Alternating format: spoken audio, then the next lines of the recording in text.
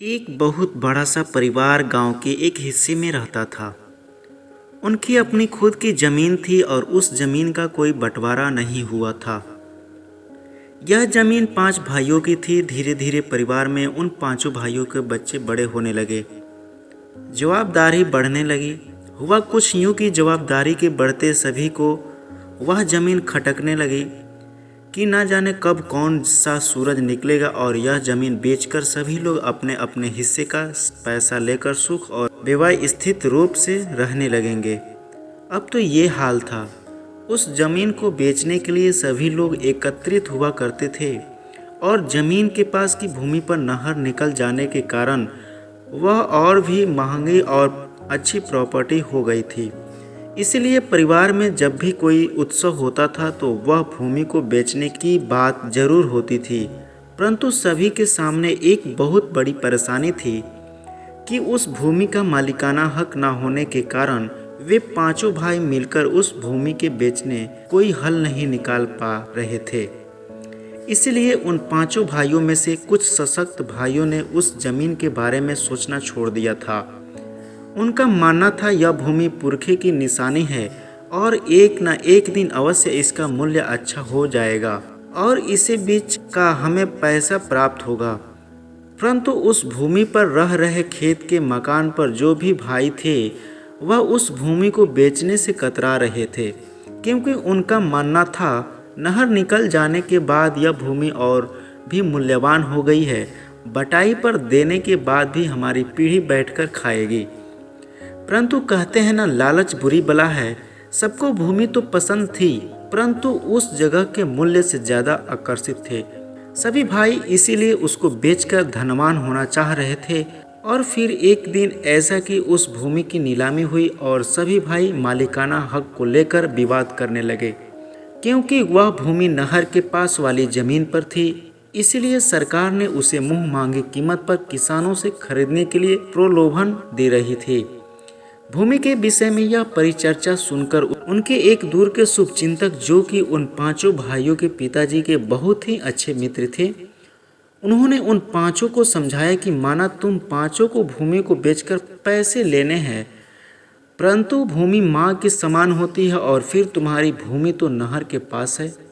यदि तुम 5 भाई इसको बेचने की जगह थोड़े थोड़े पैसे सरकार से लोन पर लेकर इस पर खर्च करो तो यह भूमि तुमको बहुत मुनाफा दे सकती है। परंतु कोई भी भाई उनके पिताजी के मित्र की बात सुनने के लिए राजी न था। चूँकि उनके पिता के मित्र संपन्न परिवार से थे, इसीलिए उन्होंने प्रस्ताव रखा कि यदि मैं तुमसे यह भूमि खरीद लूँ तो क्या तुम लोग मुझे बेचोगे। उनकी यह बात सुनकर 5 भाई तैयार हो गए। फिर क्या था, आदरणीय से पैसे ले लिए गए और भूमि उनके नाम पर कर दी गई। परंतु उन 5 भाइयों के पिता के मित्र के कोई अपनी औलाद नहीं थी। उनके पिता के मित्र ने उनसे कहा कि मैं यह भूमि तुम लोगों की आर्थिक परिस्थिति को देखकर खरीद रहा हूँ, परंतु तुम लोग ऐसा ही समझना कि तुम्हारे पिता पर है। आखिरकार भूमि उनके पिता के मित्र के पास बेच दी गई और उनसे पैसे प्राप्त कर सभी खुशी खुशी रहने लगे। एक दिन उस भूमि पर खुदाई का काम चल रहा था, क्योंकि उस भूमि पर एक गेस्ट हाउस बनवाना था। तभी वहाँ से पुराना गढ़ा हुआ धन, जो कि बहुत ज़्यादा मात्रा में था, निकल पड़ा। यह देखकर उन 5 भाइयों के मन में एक ही बात आ रही थी, अब पछताए क्या होत जब चिड़िया चुन गई खेत।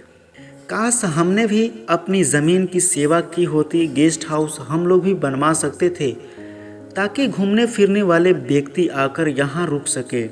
और यदि यह काम हम लोग द्वारा होता तो आज यह खजाना हमारे पिता के मित्र को मिलने की जगह हम 5 भाइयों पर होता। बस उतरी हुई शक्ल लेकर सभी ने अपने पिता के मित्र को बधाई दी और उन्होंने भी बधाई को स्वीकार किया। जब उनके पिता के मित्र से पूछा गया कि आपके तो कोई संतान नहीं है, फिर आप इस खजाने को क्या करेंगे, तो वह मुस्कुराकर बोली, किसने कहा कि मेरी संतान नहीं है? अरे मेरे मित्र की संतान भी तो मेरे संतान के बराबर हैं। और तुम लोग चिंता नहीं करो, इस खजाने पर मेरा अधिकार नहीं। सरकार को देने के बाद जो भी मिलेगा वह तुम 5 भाई बराबर आपस में बांट लेना।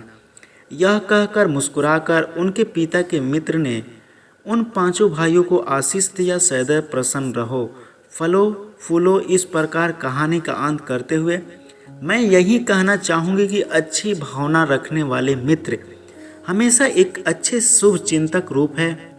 मैं ईश्वर की कृपा से हमें प्राप्त होते हैं और हमें अपने मित्रों का आदर करना चाहिए, क्योंकि परिवार की तरह वे भी हमारे परिवार के सदस्य होते हैं। इसलिए कहते हैं कि परिवार बिना अधूरे हैं। इसलिए एक परिवार में रहने के बाद ही हमें मित्रता, संबंध, भावना, त्याग, संपन्न रिश्ते, इन सभी चीज़ों का एहसास होता है।